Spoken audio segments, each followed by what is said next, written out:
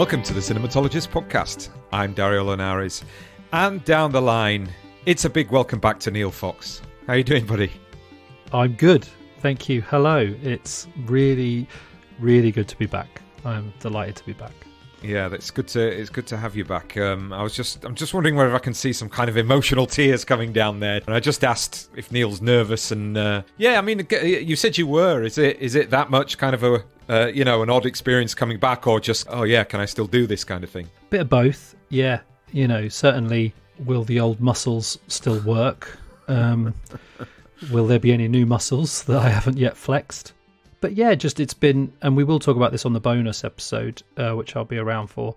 I've been a listener to the podcast, and I've really loved it. So coming back in feels a little odd, having sort of had that different perspective on it. But I have been really excited to come back, and this was something that when we talked about me taking a break, this was one that we sort of said, that we'd like to reunite for during the season.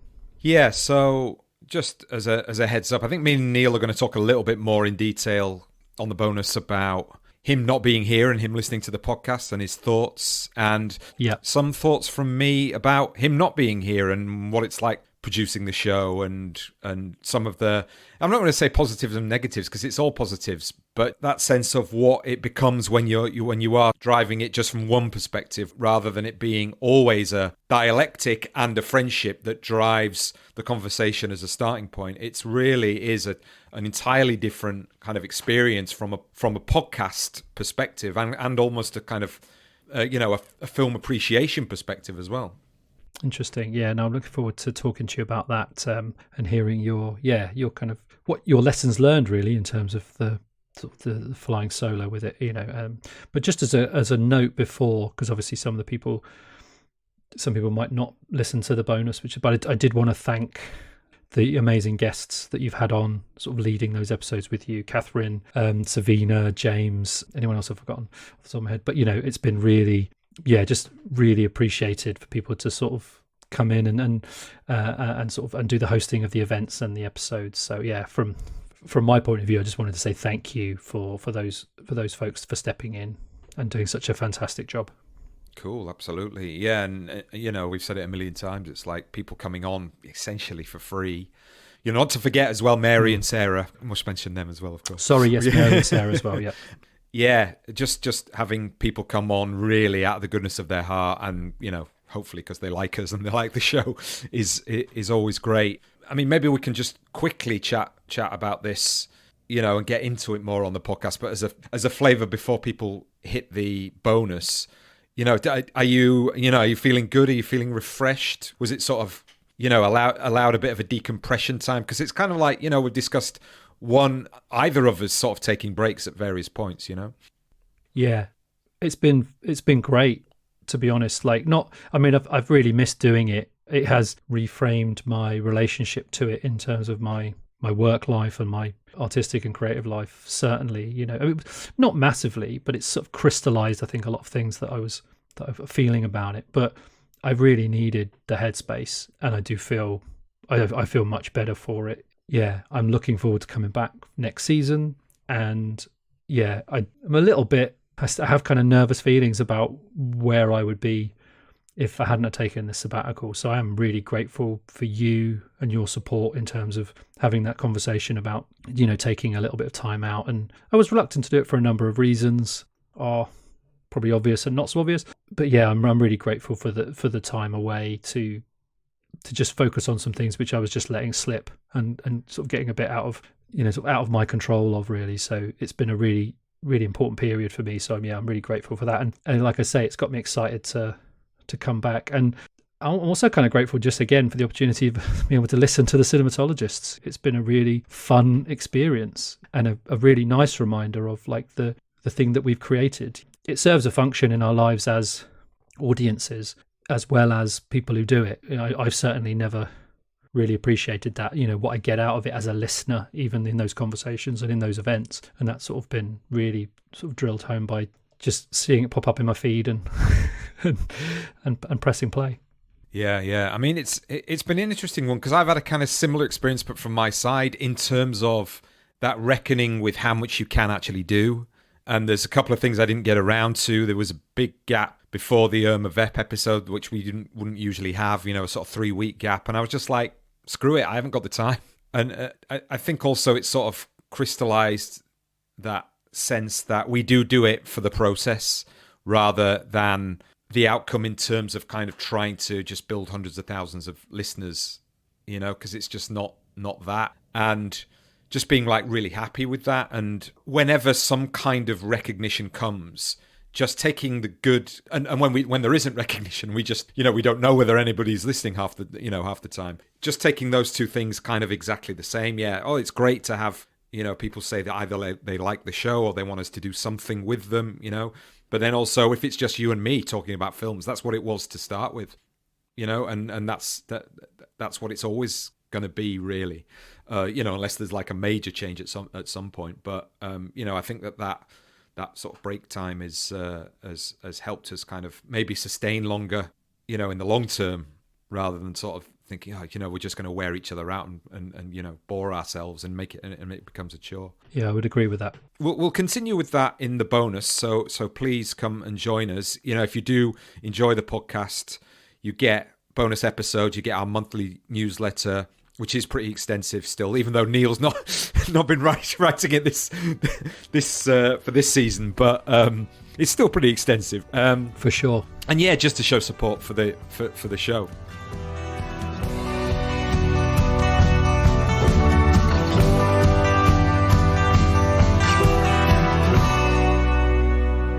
But onto this episode, which is one that just kind of came out of the surprise that I got, which you knew about beforehand, that we had been included in the expanded list of critics who'd been invited to contribute to the Sight and Sound 10-year best films of all time poll. So we were going to talk about, obviously we're going to talk about lists because I have to kind of own up to my hypocrisy here before we even get into this conversation. But maybe you could start by sort of talking about that and how you instigated or forwarded the idea, the possibility that we might be included on this new expanded list of critics. Well, yeah, just to clarify, I found out at the same time as you, I think. Right, okay. I was not expecting to be asked. I was hoping to be asked. I was hoping that we'd be asked. I don't mean like I was hoping that we'd be asked. And then I don't know if you've been reading the monthly columns in Sight and Sound that have been building up to the list.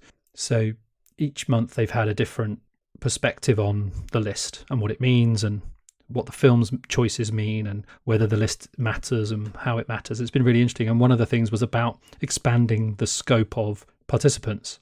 So when I read that, and it was sort of saying about really wanting to increase a diversity of voices that would differentiate from previous polls, I thought, oh, we're not going to be asked. Because to be honest, we are in the demographic of the people that have always voted in this poll. So I kind of just put it to the side. And I've wanted to vote in this poll since I started reading Sight and Sound in the mid to late 90s, and sort of remember the first one I've got that was released, which was the 2002 poll, and thinking, oh, one day it would be great to vote in that. And then, got the email inviting. And that's when I sort of reached out to a colleague at Sight and Sound and said, who writes for Sight and Sound, who were one of the editorial team. I said, was this your doing? Thank you so much if it was. And that's when I sort of said to you, did you get an email as well? Oh, right. So I didn't know if there was like, for example, somebody had reached out to you, because I know that you do have more of a history and contacts within Sight and Sound, that somebody said, would you guys be interested? They'd like sounded it out first, because I know that they've had, historically, there's certain people who've turned it down for various reasons. Oh, I didn't know that, yeah. But, that's really interesting. So it's like Sally Field, somebody out there likes us, Well, yeah, it was really nice. It was a really nice moment of, like we've popped up in sort of Sight and Sound newsletters a few times, in terms of recommendations. We've popped up in places like the Criterion Daily for the same, so kind of know that people are aware of what you do, but it felt like a real nice moment of validation to be asked to contribute something, and to be, I think, to be seen as one of the newer critical voices that they were looking to include, a podcast. I think, we're on it because of the podcast, which is great, isn't it? In terms of podcasting being seen as a valid critical space.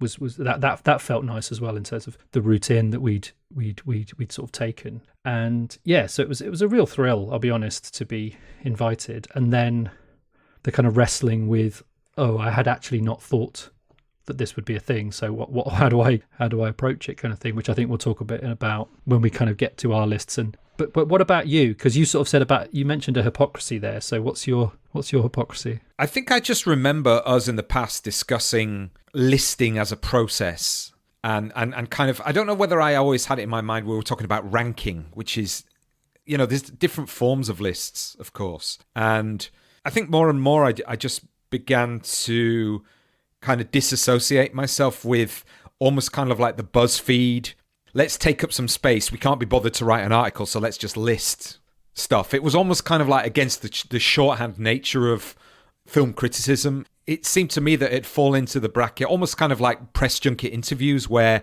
do you know what, we've got digital space that we need to fill, and let's just fill it with lists. And a lot of it was ill thought through. And then again, there was the article by Eleanor Gorfinkel against lists, which came out in 2019, and it really sort of crystallized, I think, what was almost a sort of intuitive or inherent dislike of, well, even at the end of the year saying, oh, what are your top 10 of the year? And it's like, I might have liked 30 films or liked 2 films for a year. And it's just kind of like, it's that formalized taxonomization as part of a machinery of what criticism should be. And almost kind of like, the idea that you're ranking something is reducing it to a league table, which I think is fine for sports, but for art, it brings problems. And, again, I'm not the greatest advocate for let's smash up the canon or smash up the history of film because it's all been hierarchically imposed upon us by, white male critics and filmmakers. I have sympathy with that viewpoint, but I also think that viewpoint has certain issues with it. So then, how what do you do? Do you turn around and say, well, I'm above all of this? But actually, I think coming around to sort of talking to you about the notion of curation and the idea that lists didn't necessarily have to be exclusory, although they have that inherently in them, but they can have a really important value for helping people to find things, for actually sorting out of the sorting out of culture in this era where everything is there. And like, if you get lists from somebody who you trust and you enjoy their writing, then it becomes a shorthand for entry into, their thought about film and also expanding your own viewing vocabulary, really. Yeah. Interesting phrase there that you sort of said, like, they bring problems. And I think that one of the ways that I've always sort of thought of the sight and sound list, but certainly these kind of big sweeping polls is that they do bring problems, and that's a positive thing. They, looking at this list, it really feels like it's the temperature of cinephilia in 2022. Like, it's not a definitive statement. There's a lot of shifting. There's a lot of new stuff in there. There's a lot of stuff that's moved around.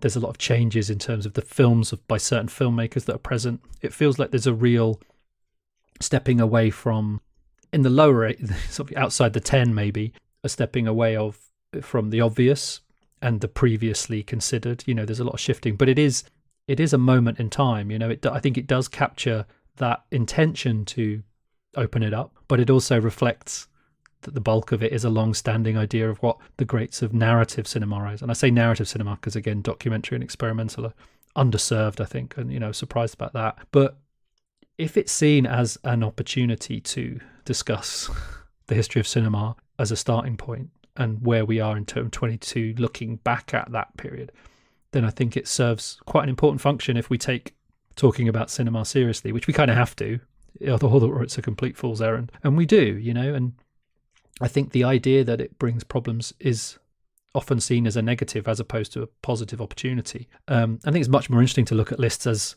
starting points for difficult conversations rather than definitive catalogues.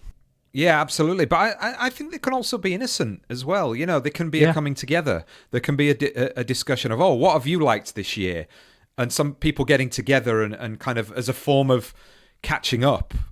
And we've done that, a million times. And almost even a sort of, like I've said before, a sort of method into deeper appreciation. But I think what's interesting is that everybody has this caveat now. I was listening to David Thompson on the Silver Screen podcast, and he was like quite light-hearted but thoroughly dismissive, calling, it's a game, we all like games, and it's a game for highbrow film lovers. And his list was very much just films that he was happy to see again. And I think we'll talk about the sort of the ways that we've chosen in a second when we get to our own films. And I think and Film Comment had an issue. I mean, it was shaped around the paucity of documentaries on the list, but they had an episode that was talking about the notion of how lists work for them. And I think they were, across the board demographically, the panel they had on was a much younger group of film critics, and they were much more appreciative of lists, even though they, very much highlighted some of the things we've talked about. And I think there's always an aspiration within lists to objectivity and expertise. Can say that these are just my films, but you're contributing to a poll of the greatest films of all time. So I would have a completely different list of films that weren't going on that poll that I love. Wasn't. I mean, I'm going to admit that it's like if this is a poll that's going on a forum in which will be read by the top filmmakers, and nobody might even click onto my list, but that's fine. But you know what I mean? It's contributing to that. So there is a sort of Bourdieu type of construction of culture. What is the social capital and cultural capital? Of my list. What does it tell everybody about me? So there's an element of that I think everybody has to acknowledge, really. And in the end of the day, is it just a highbrow Rotten Tomatoes? I think you've got to take it with all of the caveats that are there, and also the caveats that even with the expansion of people who are contributing, it's still going to come from a certain set of people who understand cinema, I think, in a certain way. I mean, I think it's really interesting. We'll read out the amalgamated top 10 in a second, but it's really interesting. Some of the changes that we can talk about still, to me, are evidence of a kind of aspiration towards a highbrow art house appreciation of film as kind of modernist art, I think. Yeah, I think that's true. Certainly in terms of the number one film, which I think is a marker of both that's a huge marker of distance travelled. It's a film that barely featured in the last poll and is now number one, which I think speaks to, again, the timing of when we're at. This is a film that's been in the conversation much more in the last 10 years than it has previously. It's a testament to reappraisal and doing that archival curation work of reevaluating and bringing stuff to light. But I think elsewhere there is also evidence of distance left to travel, which I think, again, it can only ever be what it is now. I think what's interesting about this idea of subjectivity is, like, in the top 10, it'll be no surprise to know that the likes of Vertigo and Tokyo Story are there. If they keep coming up, are they objectively the high points of cinema? When can we say, okay, new people, different people, but everyone keeps coming back to these films? Are these the films we think of when we think of cinema at its apex? And what's wrong with that? What's wrong with having a set of films, hopefully expanded, but those films recur for a reason? And I don't think it's as simple to say that these are films that people put on there to show that they are highbrow lovers of cinema. I think when you wrestle with the list and like you say, that it's going to be viewed, part of it is wanting to be seen. But I hope that everyone would put those films that they thinking, could I stand by this? How would I argue this? And when I listened to you on John Bleasdale's Writers on Film podcast talking about your list in terms of how you'd approach it, I was really interested. I was like, that's a really interesting formation of how you're putting that list together. And I think just to note on that, because mine has come from a very, very different place. But what I think is important as well is that the list of 10 that you put forward is really important as well. It's not just a list of taste or whatever, but it's also, as a body of work, it represents your relationship to cinema in a very kind of microcosm, but it's not just about the ranking. A lot of films in these lists are not ranked. They're just, these are my 10 in alphabetical order or whatever. And that's certainly how I thought of it. It's like, here's 10 films, and I wonder what the association and relationship is between them as a 10 that's representative, which I think, like I say, there's so many ways of looking at it. And what I like about it is it's 100 films from a huge array of people. So I think there's a lot to get into that's fun to pick apart and sort of be surprised by and consider. Yeah, indeed. Well, maybe we'll come back to that, because I do have some sort of more thoughts on that idea of, can we get to the point where that these films, we keep coming back to certain films, and therefore it's inarguable that people think they're great movies. But I think there will always be someone who you would actually think is an astute appreciator of films, who would say something that you love is a piece of shit. You know what I mean? And it's really, there's always going to be that level of, subjective input into something that you could say 99% of the sort of cinephile world thinks is great. And also, if you look at the difference between the critics poll and the filmmakers poll, there's a big differences there. And I think the filmmakers poll is interesting because it's much more populist, I would say, which again leads me to sort of my Bourdieuian claim. So can I say that right? Bourdieuian? Yeah. Can you say that? I don't know. So you just did, so that's fine. Yeah, that's it.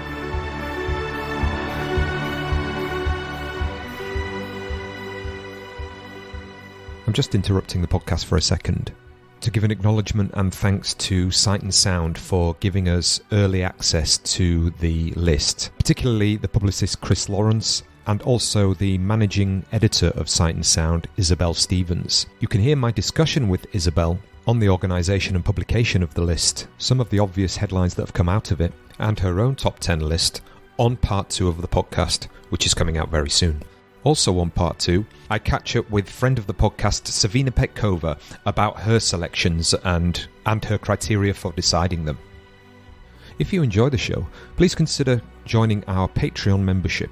For as little as £2 a month, you get access to our monthly newsletters and all of our bonus content. But now, on with the show.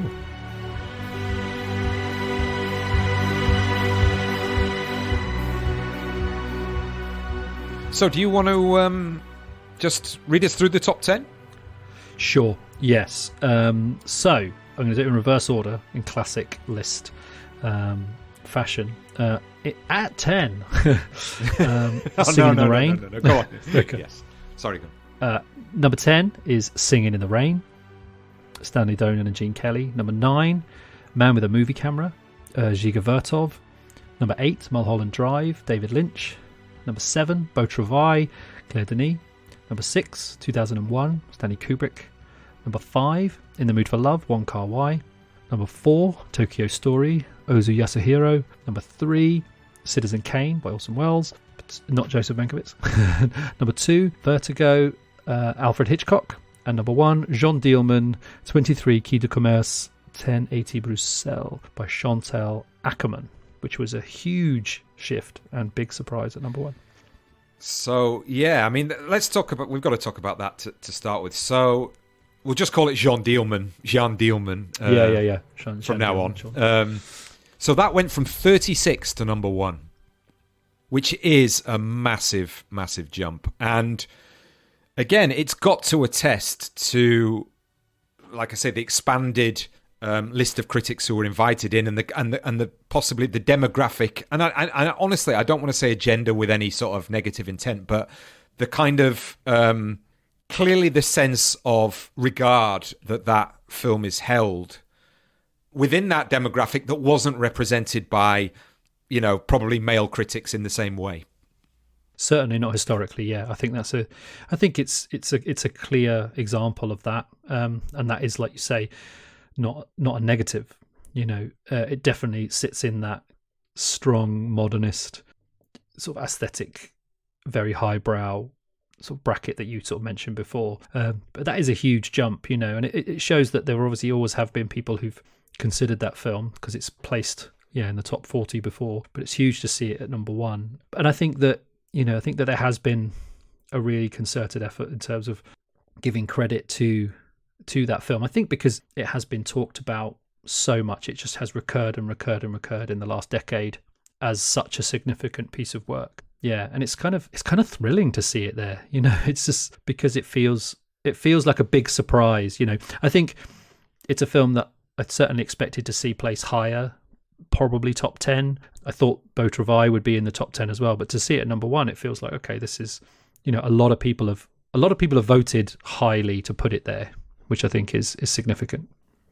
Yeah, I mean, it's actually a film that I have shown clips of to discuss what modernism is. It's just a great text for that in terms of teaching and why it's made in the way that it is. And I suppose one of again, if I was discussing this in terms of what are we considering a great film, I think it's one of those movies that people have claimed that it has its own language of cinema, or it's a moment in which the language of cinema has changed. Something has been made by a filmmaker, by Ackerman, that is outside of the requirements, say, of, for want of a better word, a more patriarchal aesthetic, right?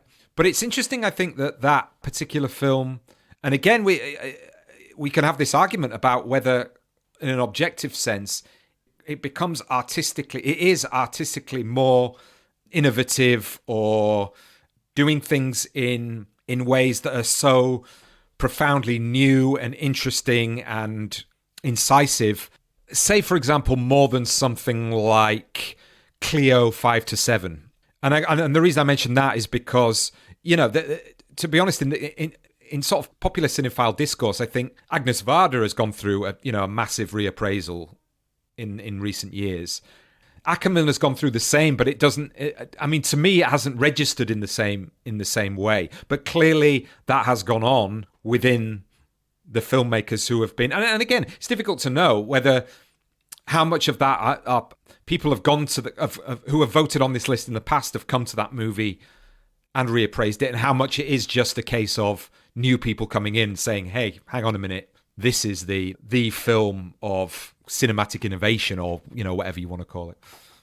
But it's the film of Ackerman, isn't it? I think it's the difference. One of the differences between Ackerman and Varda is that Jean Dielman is the film that always is most commonly discussed when talking about Ackerman and talking about that particular type of filmmaking, that particular period of filmmaking. Whereas I think, and that's the thing, is when you're polling 1,600 people, most people are going to mention a Varda, but it's going to be one of 15, 20 films, again. So, and I know that there is another Ackerman that I think that is in the list as well. So it's not like I'm not saying it's her only film, but it certainly is the most prominent film that she made, and it's certainly the most sort of highly discussed film that she's made. Again, so I think it's those things again are in a way that, like, you look at Beau Travail has become, and we talked about this when we talked about Claire Denis with Felicity G, a few years ago, that's emerged as the film that everyone regards as her masterpiece, whether it's the film you would pick, but I think with a lot of these films, you can sort of see that they have emerged as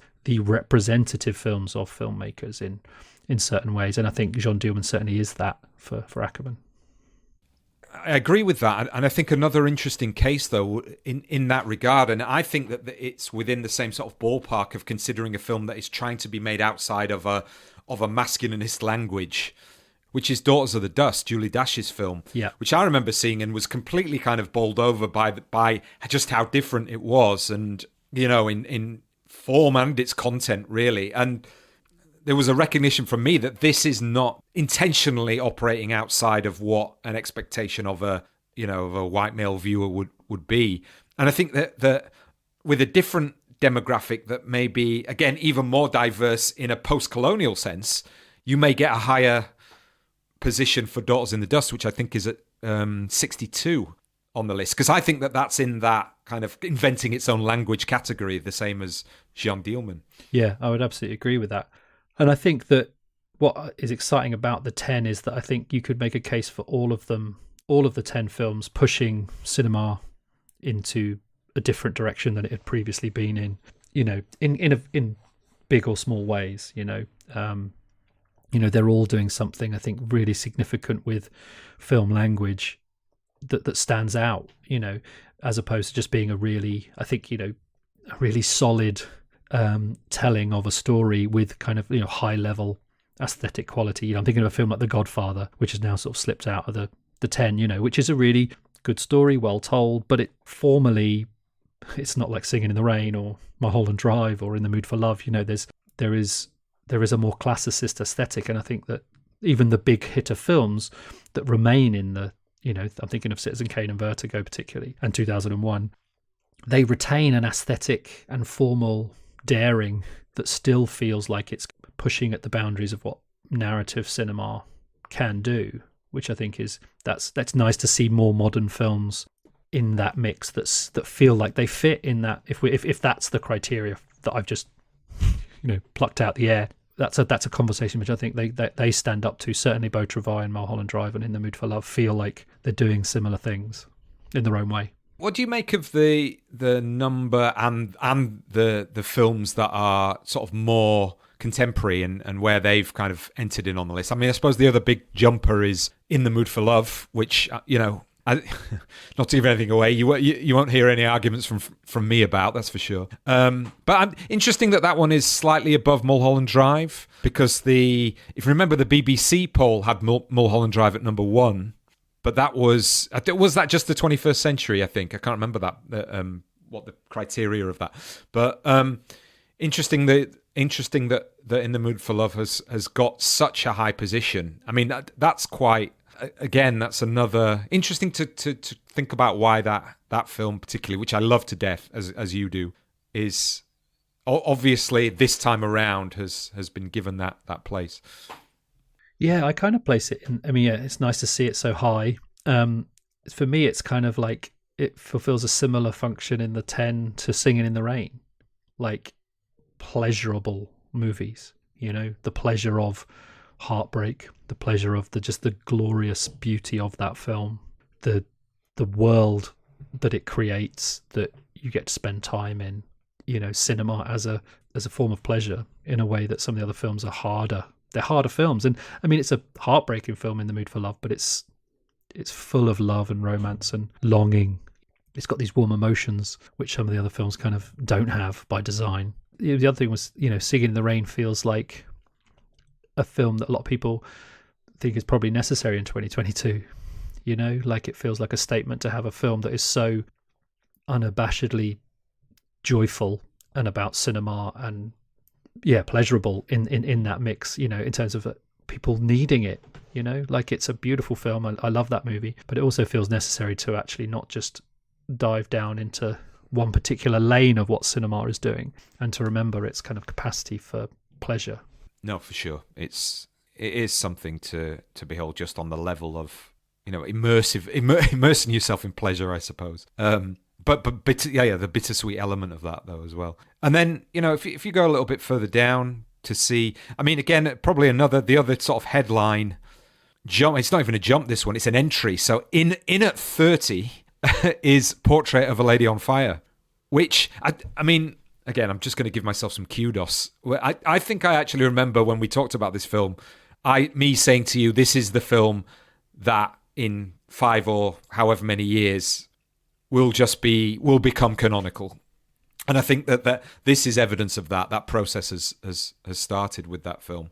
And similar to Jean Dillman, it feels like a film that was slated for that position or that kind of entry as soon as it, like people staked a flag, didn't they? Like you did, but also kind of like female critics, feminist critics, sort of took it as a significant moment for women-led cinema, and kind of have held on to that and then made a statement with it, which is really exciting. And how will that shift in 10 years' time, I think, is an interesting one. Just a few more things to kind of pick out. I mean, just for the newer films, the next one down on the list that is 21st Century's Moonlight at 64. I have to laugh because I'm just looking at it. Moonlight is 60, and the next one on the list, which is joint 63rd, is Casablanca, which is, there will be people who look at that and go, that's ridiculous. Because you can set up a criteria, couldn't you, where you could very easily say that Casablanca is a far more important film in film history than Moonlight. I'm not saying it's a better film, but in the kind of historical swing of people being interested in movies, Casablanca is something that has a historical legacy that Moonlight doesn't. Yeah, but what it does is it suggests that the key factors are time and institutionalization. And I think that's really interesting. I was listening to the Quentin Tarantino's Video Archives podcast. They were talking about this idea about films having their time and rising and falling, and kind of coming in out of favor, but also this idea of an instant classic, which is a kind of misnomer. How are you defining a classic? And often it's time, so seeing something like Moonlight, which is a film I really love, in there, and narrowly missed my 10. It was one of the harder films to leave out. Is making a statement like Portrait of a Lady on Fire, saying, okay, we think these films are classics, and so we're putting that out there, and then almost it starts the discussion that I think would 10 years much. I can see Casablanca dropping out in 20 years completely. I agree with you. Because I think generationally, who cares? It's things, which I think is interesting. And again, it's like, it's a good movie, but is it doing the things that people are coming to think of cinema as, in the same way that other films are, which I think is. And the problem is as well, if you take what I said there, and again, I wasn't saying it because it's my opinion, I was just saying there is a possibility of reading that way. But if you take that to the nth degree, you could kind of say, well, number one should be Lumiere's first short, you know what I mean? Or Muybridge should be number one, you know what I mean? And then where's the Jazz Singer, the first sound movie, if it was? Again, there's arguments about that, but for sure, yeah. You know what I mean? You could pick out these firsts and say, well, surely that's the most important movie, or should be on a list of. But it's not, isn't it? It's the greatest movies, and then you've got to kind of like define great in your own terms, which is, again, a battle between the subjectivity and the objectivity, isn't it? Yeah. I think we'll move on to that in a moment. There's a couple of things I just wanted to note that I picked out, which I thought were interesting as well. No Scorsese in the top 25, which I thought was, an interesting shift. Great poll for female filmmakers in the sense of 2 women in the top 10, which was great. But no black filmmaker until 24 when Spike Lee turns up. So again, it kind of, I was surprised that there wasn't a black filmmaker that featured higher, given the, all of the discussion around the intended direction of travel for the poll. I thought that was interesting. British movies are massively absent in this list. Like, British cinema is pretty much non-existent. There's 3 that you could actually say are British films, and that's The Third Man, The Red Shoes, and Matter of Life and Death. I think that's really interesting in terms of a British film magazine and perceptions of British cinema. I was kind of really surprised about that, and then realised I only put 1 British film in my list anyway, which we'll talk about in a bit. But those were things which I thought were quite interesting. And also, just into which we will kind of lead into, is how many of the filmmakers made the list, but not the films that I picked, which I think, again, goes back to that idea of, like, you see the shifts because people pick different films by filmmakers who, if it was a list of the greatest filmmakers, would probably be higher. But because they're, you split the vote when you're voting across 10 different titles as opposed to 1 or 2 that are kind of the consensus picks, maybe. I think that produces an interesting kind of skewering, again, which I think is why Scorsese is probably lower than you might expect, because he's not out of fashion or out of favour, but I think appreciation of his body of work has shifted so that other films than Taxi Driver and Raging Bull, which has dropped off completely, people feel more comfortable saying, actually, King of Comedy is his best film, or X, Y, and Z. Yeah, just some interesting points for me. I think how, just talking to Catherine on the last episode, who is very much, as she says, Team Truffaut rather than Team Godard. It's interesting how Godard still retains that position of having several films. Again, we'll come to our list in a second, which might have helped that. Interesting, I think, how Antonioni is dropping down. And it's, again, maybe, interesting maybe that sort of high modernism, the female filmmakers who have been recognised in this list have maybe swapping positions with the high modernists that have traditionally been on the list, which is interesting, I think. I was saying to you just before we were coming on, I don't think it's as radical a shift as maybe people were expecting. And therefore, the elephant in the room then is the noises have been made clear about the direction of travel in terms of diversification, right? And I wonder how many the diversification may be in aspects of identity, race, gender, age, even, whatever. But are these people still educated in a canonical system, right? And the intention, therefore, is clearly not to diversify the demographic of expertise.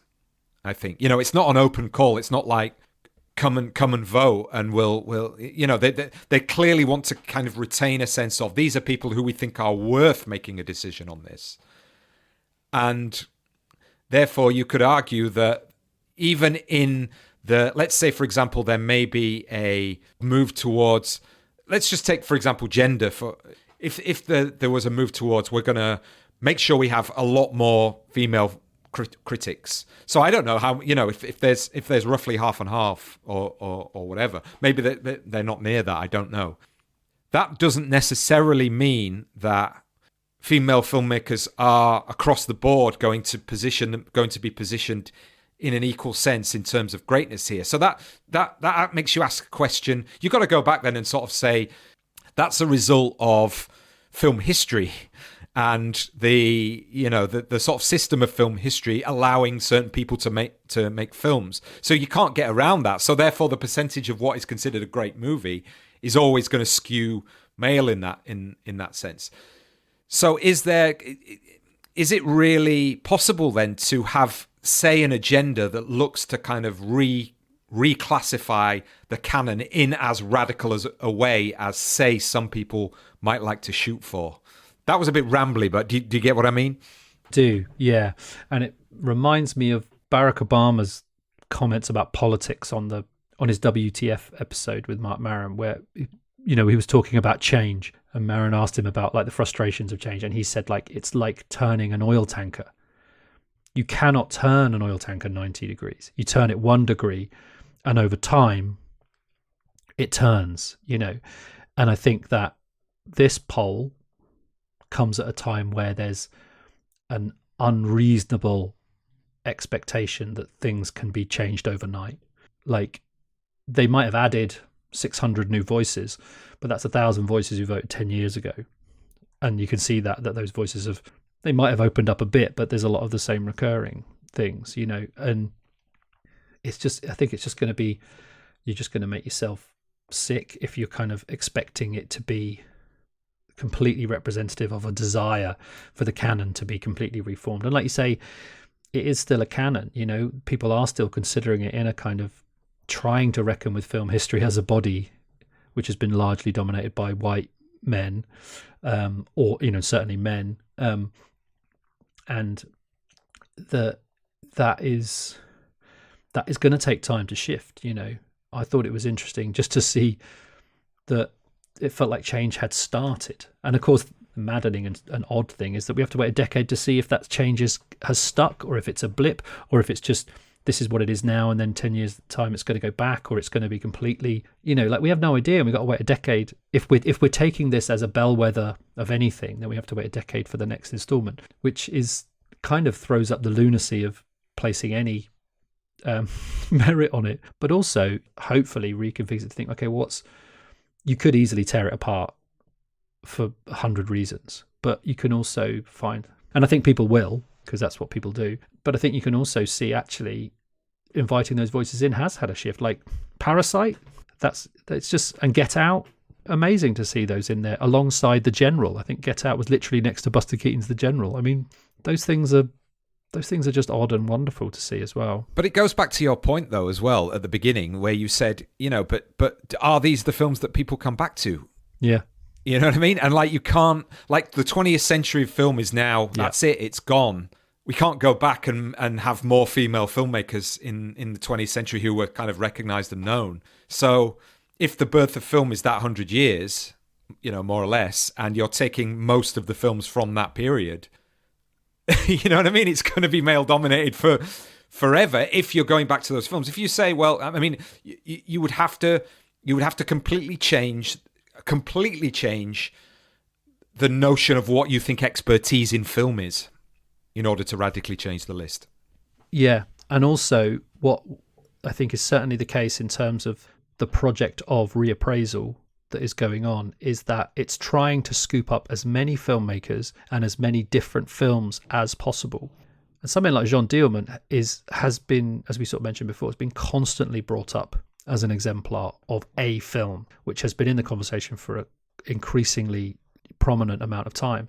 that is kind of different to what's going on now, where it's like, okay, we need to recognize as many different filmmakers of different backgrounds as possible and as many of their works as possible, which means that people's access to those filmmakers that they then might stick with is going to be much, much broader. The films that people consider important is going to be much, much broader, which means that when you come to the poll, it's only going to take 5 people to put Tokyo Story because 85 people put a different film each, which means all those films get 1 vote, because the understanding of film history is expanding at that rate and people are clinging to those individuals. And I think my list is probably guilty of that in some way, in terms of being very, very much rooted in, personal choices within filmographies. Those films are never going to be considered because I'm pretty sure that I'm the only person who would vote for that film of that filmmaker, kind of thing. But so I think, those flaws in terms of the metrics of any kind of consensus measurement are baked in, and like you say, they're going to be set for a while, I think, and it'd just be interesting to see how the ground shifts around those over time, I think. Also, just one last thing, and whether people will take this list as an opportunity to build consensus picks for the next one and say, okay, I want this filmmaker in, and everyone thinks this filmmaker's film is the thing, so I'm going to say that one to get that filmmaker represented. That might be something that happens based on this list, maybe. It'd be interesting to see if 1 year, they'd probably expand it even further in terms of the critics, no doubt next time around. But whether if you get enough people, there might be clusters emerging, like caucuses of Portrait of a Lady on Fire has got its caucus to get it up into the top 10. It'd be really interesting if that starts to happen. I don't want to be lobbied by critics. So deranged Ozu fans fighting to keep Tokyo Story there. You know what I mean? Don't let it drop down. So let's go on to our own lists. So, I mean, this is an interesting one for me because I got to say something that at the risk of offending you, but it's kind of like, I think that maybe you probably have more of an idea of what might be on my top 10 than I have of what's on your top 10. And the reason for that is I think that you say, I love a film a lot more than I do.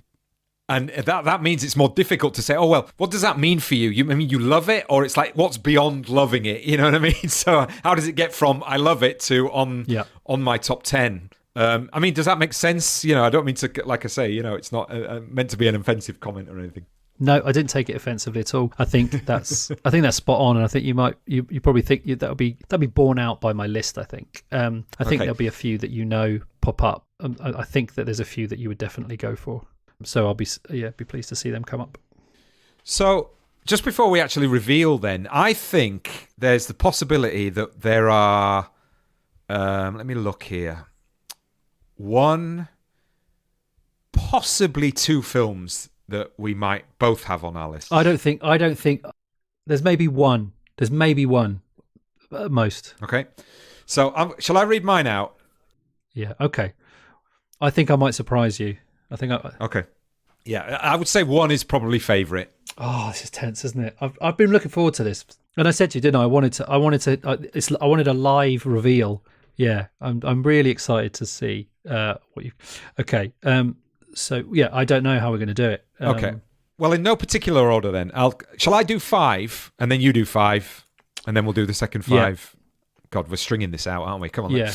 So from the bottom. From the bottom to the top. From the bottom up? Yeah. Okay, yeah. So it's not in any order for me anyway. Okay, all right, good. So 5 then. Tokyo Story, Ozu. The Hour of the Furnaces, Solanas and Gattino. Blade Runner, Ridley Scott. In the Mood for Love, Wong Kar-wai. And Taxi Driver, Martin Scorsese. Wow. Okay. So my bottom 5. And I did rank them. Oh, okay. Kind of instinctively. So this is from 10 to 6. So 10, Faces Places, Agnes Varda and JR. 9, Killer of Sheep, Charles Burnett. 8, A New Leaf, Elaine May. 7, A Hard Day's Night, Richard Lester. And 6, Touch of Evil, Orson Welles. Okay. Do you know what? I've never seen Killer of Sheep. Well, that's got to go on. There's an admittance. When I did it, I actually thought that was on my initial list of films to do a podcast about when we did the initial list. So we should do that together. Yeah, that would be good. So maybe we should just say a little bit about our. Well, you go first in terms of what. So are these films essentially that for you are you've kind of put to bed the idea of objectively greatest films? These are just films that are for you, kind of thing. Mostly, but I tried to ask the question of like, what is cinema to me? What do I think cinema is? Which is obviously highly personal, but also I tried to come up with films which I thought were representative of the things I'm interested in cinema doing, and how cinema engages with certain ideas. So that was kind of the driving principle behind the list, and it was very instinctive. So I was kind of like, I was surprised by what didn't make that list. What about you? So mine was a kind of a combination of films that within my lifetime and I don't want to say career, but my film education and my film teaching and love of films, which essentially started late, I would say. It's I really loved films when I was a kid and everything like that, but I think there was just into popular movies really, and I didn't really sort of understand films in the way that you're taught to understand films until I went to film university. And most of them are films that were discoveries for me about what cinema could be. It was kind of pushing almost in a new direction. Oh, you thought cinema was that? Well, no, it's actually this as well, And I love them, of course, but then there's that sense of, I think I could argue with anyone about why this is a relevant film within film history, and not necessarily the greatest film of all time, but it is valid to say that this has had an imprint on film history in some way. I mean, sort of Tokyo Story. It's I mean, on that sense, that idea of building something that is so profoundly powerful from almost seeming like nothing is happening was just. It's like at the end of the first watch of that, I just remember thinking, how the hell has that just kind of like destroyed me inside when it's just like people sort of sitting around, on their knees kind of chatting about stuff. I mean, obviously it's not that, it's more than that, but you know what I mean? It's kind of like, wow, how has that happened? And then, Hour of the Furnaces was just a film that I just realized, here are people actually making films to survive or to make a political statement and to say, no, we're not interested in this Hollywood bullshit. This film is a weapon for me, that kind of thing. Blade Runner is an interesting one because I see it as a sort of hourglass, like say, for example, Blade Runner, there's all of sci-fi before Blade Runner, and Blade Runner kind of distills everything of sci-fi, and then everything after Blade Runner gets influenced by Blade Runner. And I was sort of debating about 2001 or Blade Runner, and which one of those had more profound impact on me. And then sort of In the Mood for Love, because we've talked about that a million times. And Taxi Driver was just one of those movies where you're getting into film. What do you start studying? It's the American New Wave, and I just think it's the movie of the American New Wave. Lovely. Yeah, really beautiful description of Blade Runner there. I really like that. I've not seen Hour of the Furnaces, so that's something I'll have to rectify. There's 4 hours you won't get back. It's brilliant as well because it's a video essay and it's great for teaching because you can kind of play it and be like, wow, what is going on here? It's amazing. Yeah, awesome. So, okay, you go then for your next 5. My next 5. At 5, The Wind Will Carry Us, Abbas Kiarostami. Yes. Number 4, Goodbye Dragon Inn, Tsai Ming Liang. 3, Punch Drunk Love, Paul Thomas Anderson. 2, Mean Streets, Martin Scorsese. 1, The Apartment, Billy Wilder. Yeah, of course. I had Goodbye Dragon Inn, I had The Apartment in my mind. Cool. Hard Day's Night, I think, as well, I kind of thought of for you. That was a weird one because that, obviously that comes out of the book work, really. That's what I thought. It's just a film that, as I was writing the book, I just kept going back to. I'm like, this is everything that I love about movies and music. It's such, and I'm not even a huge Beatles fan. I mean, I like the Beatles a lot, but there's something about that movie. I just think it's absolutely wonderful, and it just So I was like, that's the film that kind of represents that part of me. And and I just think it's so beautifully made. So yeah, that was my sort of music film rep. Yeah, I mean, with the Iranian films as well, it's like there were so many that were just.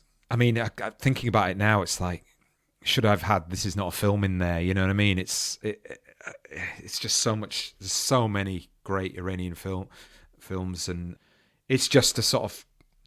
Yeah, I mean, to me, it's almost as important as a film culture as France or the United States in its own way, you know. And I just love it when something comes out and it's like, oh my God, that's great stuff. And the Apartment. What can you say? I mean, it's that there's a similar film in my next five that I think hits the same button as The Apartment does for you. So my five then. La Ventura, Antonioni, which is in there basically to spite you for comparing it to Clueless one time. I'll never forgive you for that. Fair play. All the President's Men, Alan Jacob Pakula. Piero Le Fou, Godard. The Hustler, Robert Rosen. And, of course, Holy Motors, Leos Carax. Yeah, so, I mean, I bet you could have picked a lot of that out. Because I've wanged on about a lot of them. Yeah, no, I think, but again, it was like, I guess the main surprise was Hour of the Furnaces, I think, in terms of, you know, but again, it's all a surprise in terms of like, how are you going to approach it? Yeah. And I don't know if you felt like I did. I was like, oh, you know, you just have to accept that it leans a certain way, you know, it leans American, you know. Yeah, it does. Know, but that, you know. And it leads male, I'm afraid. Yeah. You know, but I mean, it's one of those things. It's like I didn't. These are honestly films that I love, and I just don't have that political agenda when I'm watching, and I understand why people do, and maybe there's a criticism to be made there of me to say, well, you know, you're sort of uncritically looking at your viewing preferences, but some of that isn't. It's just intuitive. It is, you know, and it is, yeah. This is a distillation of a long period of watching films, like you say. Even if we are shifting our tastes or whatever, or our viewing habits, you know, that's still going to take time, and a lot of this stuff is embedded. And you know, part of me was like, yeah, I've wanted to do this for 25 years, you know, so like I've been waiting to do this. So, you know, I want to be honest about those films that in that period have had the biggest impact on my idea of cinema, and just accept that it's probably gonna lean a certain way, but hopefully people think it's an interesting list. Any surprises on mine? Okay, so Faces Places is a surprise. I mean, I thought it might be. I mean, that's a film that I mean again, if I was being critical, I'd be like, why is that in like top 10 of all time? Explain that one to me. That's probably the most personal, and I find it profoundly beautiful about looking back, about collecting a life, about cinema and taking looking for granted, you know, and like the idea of taking film for granted as a, you know, I think it's so much fun. I love the chemistry between Varda and JR. I love their relationship. And I find it a really moving film. It's not an obvious Varda choice, I know. You know, there's probably films that I would argue are quote unquote better, but this one means the most to me, and it also means the most to me in terms of sort of thinking and rethinking cinema and what it is. And it felt like a nice sort of bookend, you know, in terms of like what I think the list sort of says about me and what I want from cinema. That sort of mixture of joy and melancholy. Yeah, so that was an odd one. It was, you know, it was kind of one of the first films I thought of, and it surprised me that I thought of it. And then when I thought about it, I was like, oh yeah, it makes sense. Yeah. I mean, like I would have been less surprised if you'd have had something like Petit Maman, like at 10, just sort of a recent film that maybe represents more of you today than when you were younger. Do you know what I mean? And still does all that cinematic stuff, you know? Well, weirdly, that I think because I didn't write something for every film. I wrote, because when you're invited to do the poll, you can write about each entry, or you can write a little summary at the end. And I just wrote a little summary at the end to try and encapsulate what my list said. And there I said the film that weirdly hurt the most to not include was Lynn Ramsey's You Were Never Really Here. Oh God, yeah. but something about it just didn't quite sit on the list that I'd put together. Like it felt like felt very different to the rest of the list. But that was definitely a recent film that I wanted to, so I kind of smuggled it in the summary to mention it. But again, that feels like a film a recent film that really just keeps coming back into my mind. My version of that is A Ghost Story, and the other big one really that I had in and out was Jaws, because it's everything really to me in terms of. I remember once somebody saying to me, "Well, it's just like it's a Hitchcock film, really," and I was like, "What does that mean?" You know what I mean? And it was like, "Oh, so I have to go and see. So why is it a Hitchcock film? Then you've got to go watch Hitchcock, and then you've got to understand why." And then, like, we've had arguments. It's like our Pacific Rim argument was me saying, "Well, if you look at Jaws, you don't see the goddamn thing for an hour.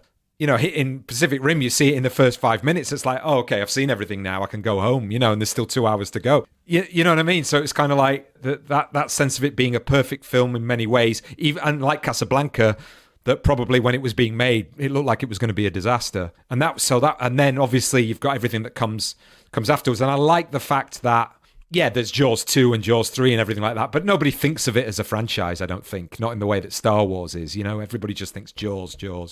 Yeah, for sure. Yeah, that's an interesting one to have missed off. The other one that I think is interesting, that's very interesting there, is the Elaine May. Yeah. And again, without besmirching your choices, it's like, is that a little bit of... Is maybe there's an element of, I want to get a female filmmaker in there, or you just... please shoot me down if I'm saying that. Because I considered that. I was like, what is the female-made film that I love the most? And I'll get that in the list. So, and it sounds, I'm admitting it. It's kind of like, but there honestly isn't one that I want. There are ones in my sort of 20 and 30, but there's not one that I could honestly sort of say that influenced me in that way. And again, that's probably down to my upbringing, masculinity, and all that kind of stuff. Valid question. No, it's to do with comedy. I wanted a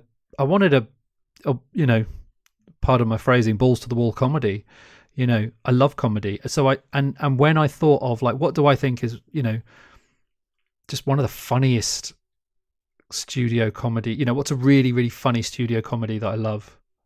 And that was the first one that popped into my head as a kind of perfect comedy. Like, and I was like, I want to take comedy seriously in my list, and I just think it's one of the funniest films ever made, And then I had other funny films that came in, but I was like, actually, no, like in terms of like mainstream American comedies, I think it's peerless.